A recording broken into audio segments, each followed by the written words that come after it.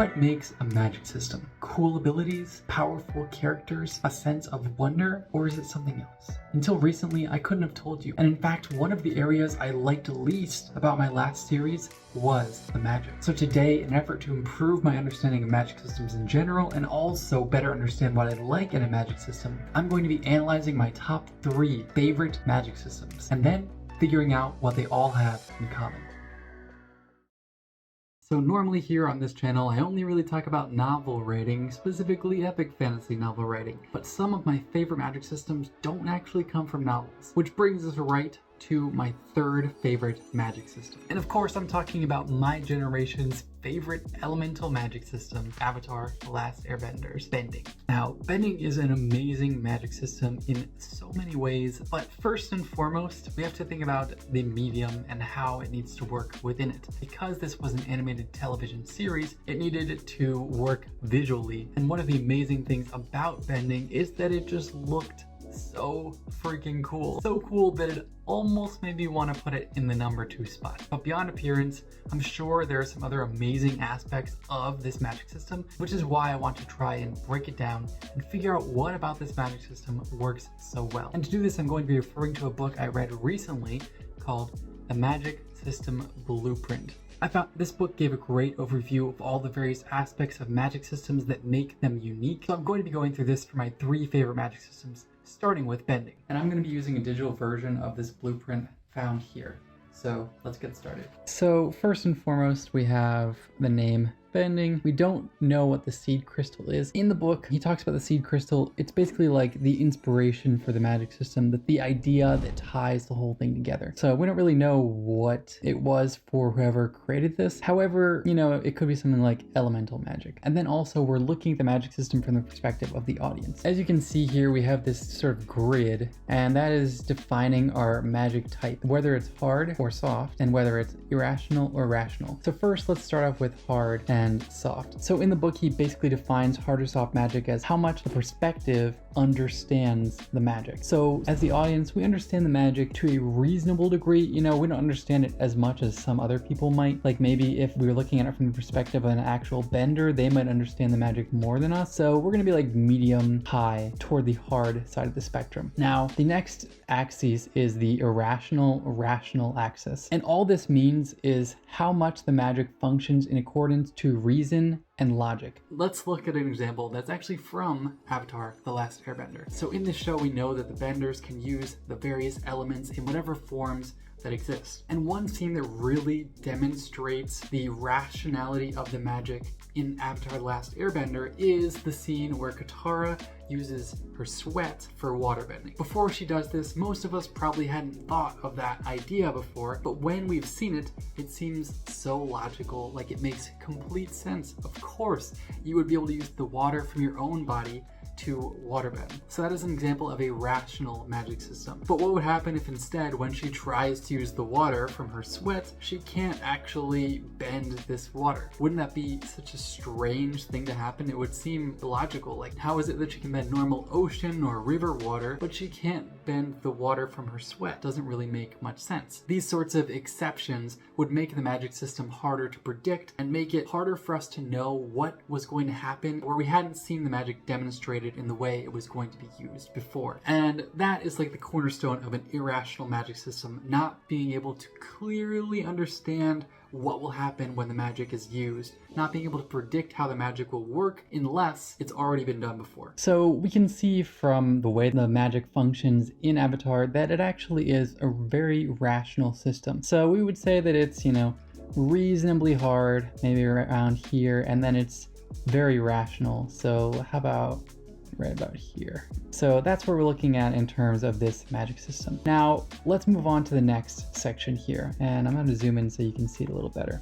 So the next thing we're going to talk about is transference. Simply, transference is how possible it is for the magic to be gained or lost. And because bending is a genetic magic system, we know that the transference is going to be low. Next, we can look at prevalence, and this is how present is the magic, how much are you seeing the magic from this perspective. So I think the prevalence is medium high. It might be high, but I'm thinking around there is good. So next, we're going to look at the source, and there are 2 aspects of source: whether the magic comes internally and whether the magic is is finite or infinite or renewable. So let's take each of these one at a time. In Avatar: The Last Airbender, the magic would be internal. It's not coming from some outside source. If we wanted to make Avatar: The Last Airbender external, maybe there's some sort of magical currency like Stormlight in the Stormlight archive or with Surge Binding. You have some sort of magical currency, and unless you have the magical currency, you can't do the magic. So that would be an example of an external versus internal. So we're going to mark this as an internal magic system. Now let's look at the other aspect of source. So whether the magic is finite, renewable, or infinite. And in Avatar: The Last Airbender, the magic is actually infinite. There's no limit on how much you can use it. Next, let's move on to flux. And flux is simply how much the prevalence of the magic is increasing or decreasing from this perspective. I think that the magic in Avatar: The Last Airbender is in a positive state of flux, because there's always more benders being born or whatever, and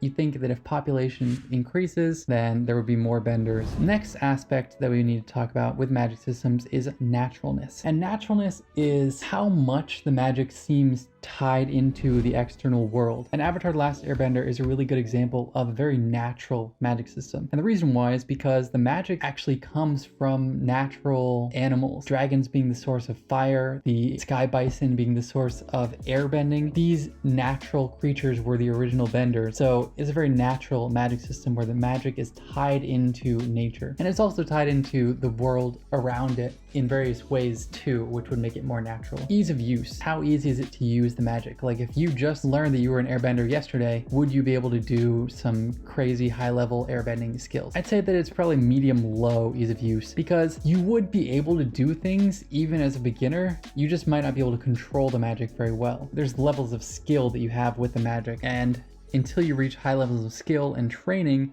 you're not going to be able to use it very effectively. Next is reliability. So how much can you count on the magic? Are there circumstances where you won't be able to use the magic? I'd put this magic as high, because as long as you have your element present, then you can basically do what you want with it. And then last is consistency. And consistency governs the rest of all these other variables. Across all the other variables, are there exceptions that would move it one direction or another? Are there certain cases where the transference could change and certain people can become benders? In Avatar, it doesn't really seem like there's this inconsistent sort of structure. Really, it seems very consistent. So I'd actually put it high on consistency as well. So now we have figured out all of these basic aspects that make up the magic system. However, I do want to dive into it a little bit deeper, so I'm going to take some time to go into some of the other things, like limitations, the effects, and also balance. So let's go into those real quick. And I don't have any fancy visual for that, so I'm just going to do that, and I'll get back to you and talk about them in just a second.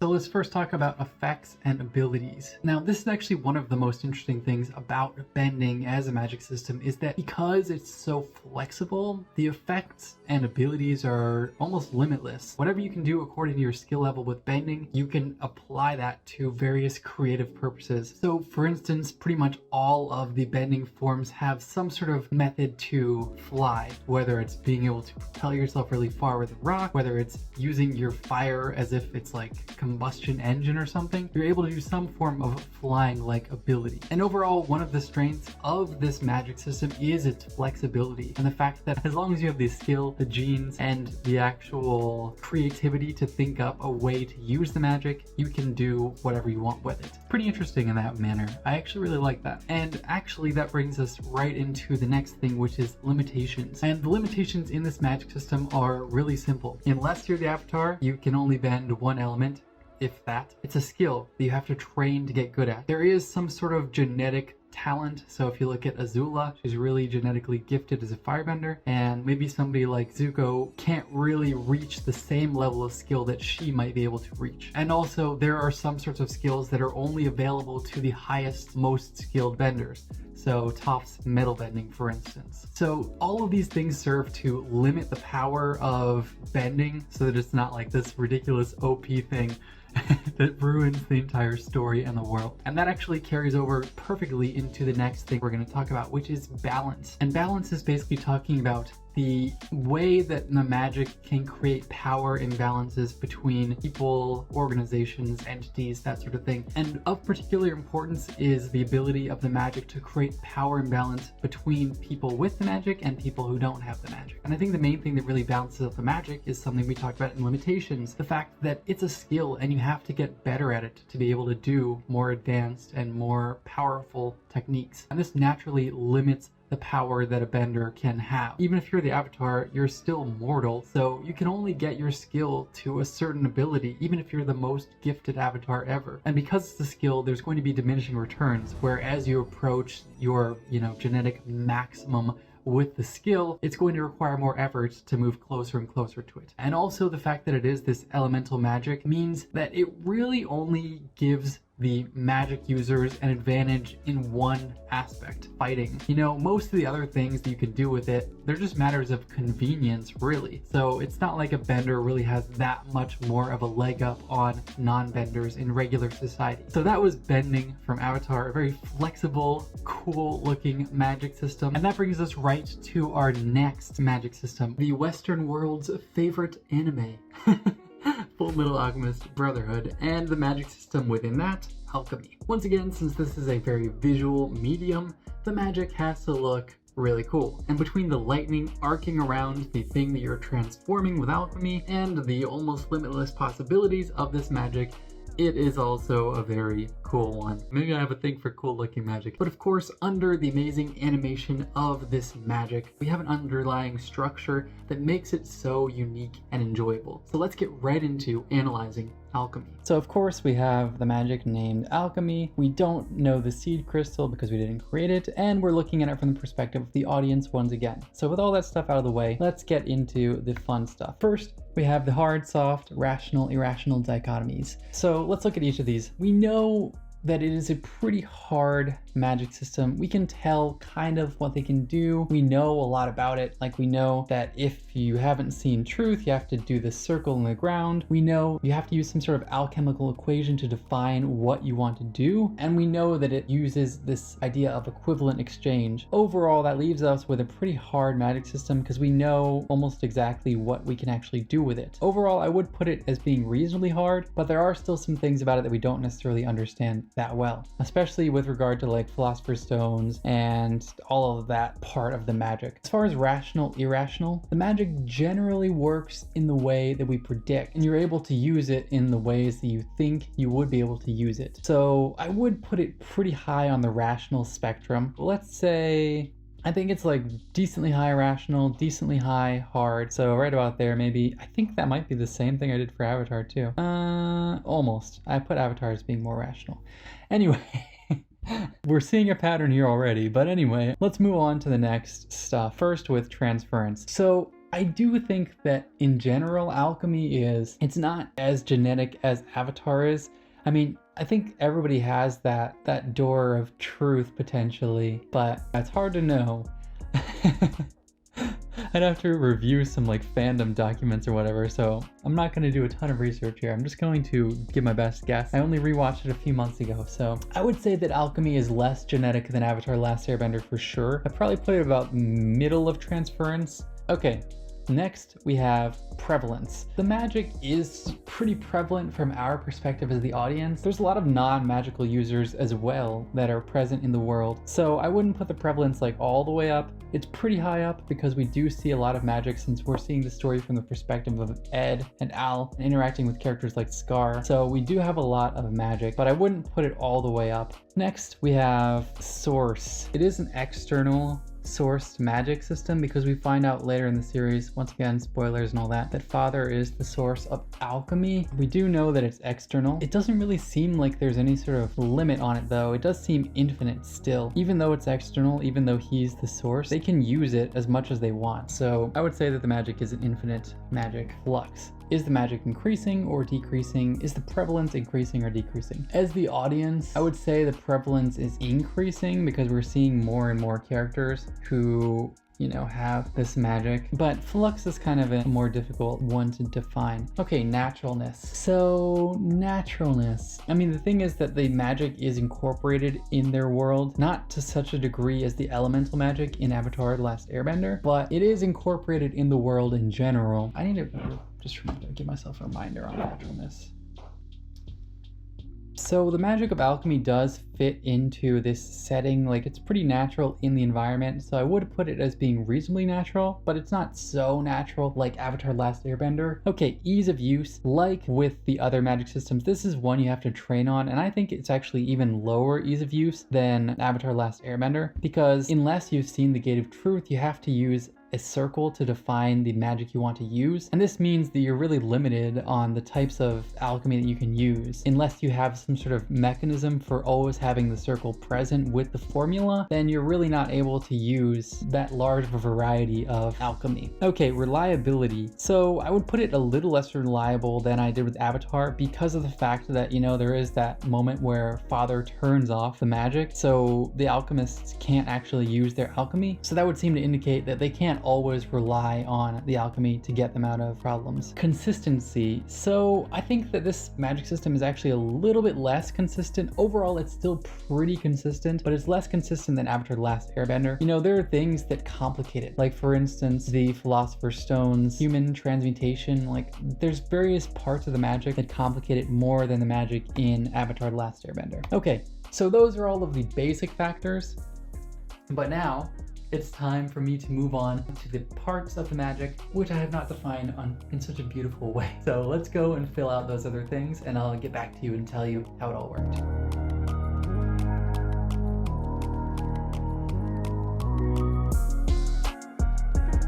So once again, as far as effects, the possibilities are almost limitless. It's similar with bending, where it's just about your creativity using the abilities. And you can use them in whatever ways you can imagine, as long as you're following the main rules of those abilities. Which brings us right to limitations. Now, the main limitations with alchemy center around the whole equivalent exchange concept. You can only do things that obey equivalent exchange unless you have a Philosopher's Stone. You can't do human transmutation in any way that will actually work, so you can't bring people back from the dead.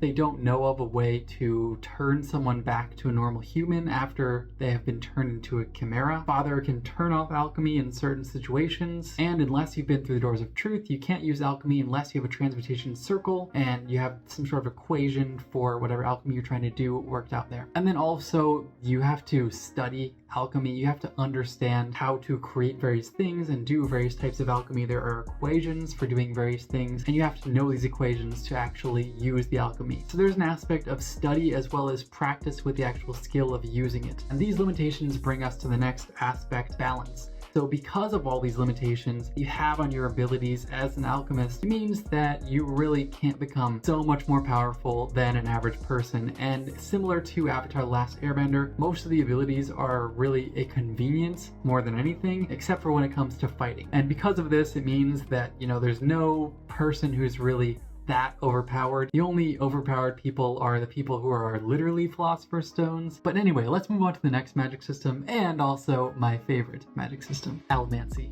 from Mistborn. Note, this was a little bit of a toss-up between Allomancy and Surge Binding. I could have included both in the video technically, but I didn't want to make this whole video like a Sanderson fest, so I just kept it to one. There are tons of things to love about Allomancy. The beautiful tie-in of the metals through the entire magic, the structure of the magic itself, and the flexibility of using the various abilities and how they allow you to solve problems. But more on that in a little bit. As we did for the other ones, let's go through and figure out the various aspects and components of this magic system. So once again, I put in all these basic facts. Now let's move on to the magic itself. So Allomancy, let's think about this here. I mean, we know quite a bit about the magic system. We know what the various metals can do. We know all the various abilities that you have. I would put Allomancy as being pretty high on the hard soft spectrum because you know quite a bit about this magic. Now, let's see, rational, irrational. Well, the thing about this magic system is that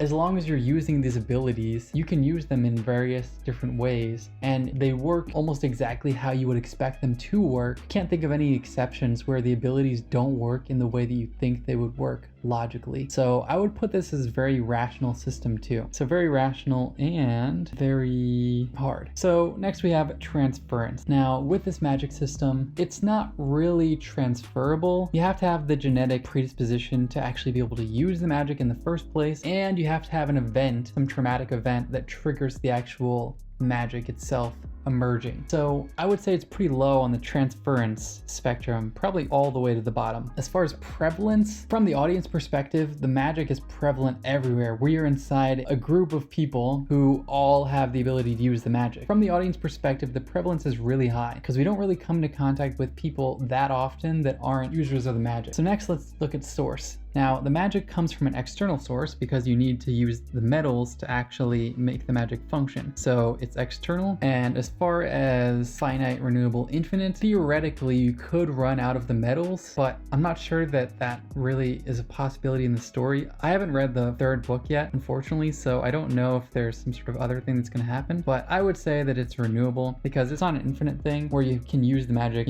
forever. Metal just keeps appearing as much as you use it. So I think that it's renewable, but I don't know. That's just a guess from what I know of the story so far. Okay, as far as flux, it does seem like there is this, from the audience's perspective at least, there's more and more magic users. Spoilers for the end of the second book. But for instance, Elend ends up becoming a Mistborn, and before he wasn't a magic user at all. I'm not really sure about the flux in Mistborn. I would put it as being positive or neutral. It's definitely not decreasing. Since I'm not sure, I'm just gonna go with neutral. Okay, next, naturalness. So in Mistborn, the magic is seen as being a very natural thing. There's a lot of different users. They make up different parts of society, like the nobility. It's integrated into society. So I would say the magic is relatively natural. I wouldn't put it as high as Avatar's magic, but if I was using the spectrum fully, I might put it a little bit higher on the spectrum, like maybe like here. As far as ease of use, it does seem like it's relatively easy to use. I mean, maybe it's just that Vin is really skilled and she has like really strong genetic component, Hero of Ages sort of thing. Spoilers again. But maybe because of that, she was able to learn the magic faster than normal people would. But it does seem like she picks it up pretty quickly. In just a few years, she's one of the most skilled users of the magic. So I would say that it's relatively easy to use. I would say the magic is very reliable because basically it works the way that you would expect, and there's not really exceptions that prevent it from working the way that you expect. And as far as consistency, I would say the magic system is very consistent. None of these variables are really shifting in the story. So I'm gonna put it really high on consistency. So once again, I've figured out all the stuff on my beautiful little sheet, and now I'm going to dive into some of these other aspects that I don't have a sheet for.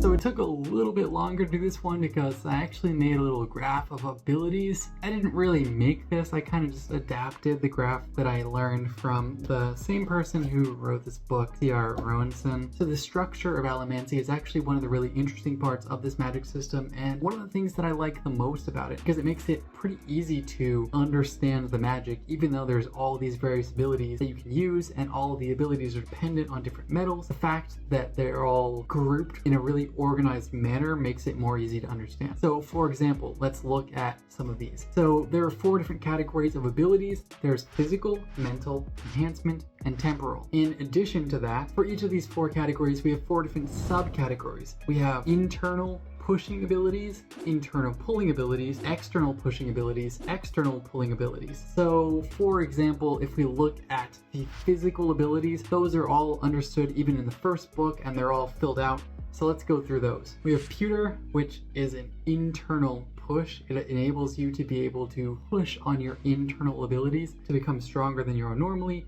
to push yourself harder and for longer, to not to suffer the negative consequences of a lack of sleep. And then the other internal ability is the pulling. This is Tin, which allows you to enhance your senses. As far as external pushing and pulling, for pushing, we have Steel, which enables you to push on metal. And for pulling, we have Iron, which enables you to pull on metal. And because of this structure, it makes the magical abilities much more simple to understand. However, one thing that's different from the magic in Allomancy and the last 2 magic systems we covered is that it's a little bit less flexible inherently. All of these abilities are very specific to be able to push on metal, to be able to pull on metal, to be able to increase your fortitude, to be able to increase your senses. All of these are very specific abilities versus being able to transform some sort of matter into other matter, or being able to control the movement of water. Those are much less defined abilities, so the abilities in Allomancy are a little more boxed in and a little more specific and limited than the other ones we just covered. However, because there is such a variety of abilities for characters who have all of them for Mistborn, they have a lot of flexibility in how they can use them. So next are limitations. There are various limitations on the abilities of Allomancers. First, you can only use the ability if you have the metal for that ability. You must be able to burn that specific metal, so you need to have the genetic component to be able to use it, and it needs to be active. You must be skilled enough to use the magic in the way that you want. There's a skill component that means that some people, even of the same abilities, will be more skilled than others. Also, normal physics still apply. Similarly, size still matters. Let's ignore the implication and talk about what I actually mean. For instance, if you're burning pewter and somebody else is burning pewter, if they are stronger than you, then they're still stronger than you. And then as far as balance, there are various factors that keep even a Mistborn from being so overpowered that it ruins the story. So for instance, metals run out. If you don't have the metals, then you can't use them, you can't use your abilities. Second, some powerful metals, like atium for instance, are rare. Third, there is a skill cap, so that you can't use your abilities to their fullest extent unless you've trained with them. So now that I've broken down some of my favorite magic systems, I want to take some time to look at the commonalities between them and hopefully get a better idea of what I actually like in a magic system, how I like magic to be used in storytelling, and maybe some other things that I'll learn from looking at these. And this way I can be more conscious of my choices regarding my own magic systems in the future.